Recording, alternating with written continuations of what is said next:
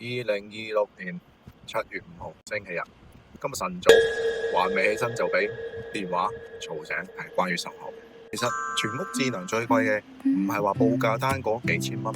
係你裝咗之後燈唔着、窗簾唔喐、攝像頭延遲，你揾到一個識判斷嘅人。好多業主第一句就問呢套智能家居幾錢，但係佢好少問裝完之後邊個幫我跟，因為智能家居出問題好多時候都唔係設備壞，燈唔着可能係場景衝突，窗簾唔喐可能係網關斷咗線，攝像頭延遲、網絡唔穩，門鎖卡住可能係屋企人自己改咗設置。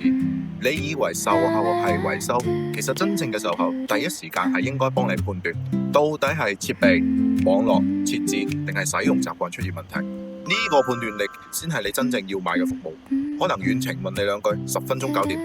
差嘅團隊會令到你每次出問題都由頭崩潰一次。所以間全屋智能唔好淨係睇前期嘅報價，你要問清楚3件事：售後包幾耐，遠程點處理，上門調試點收費。記住，智能家居嘅售後唔係壞咗先維修，係出問題嗰刻有人識判斷。你屋企裝智能家居最怕係邊樣？打1燈窗簾成日失靈，2網絡一差全屋都卡，第3出問題之後服務商唔理你。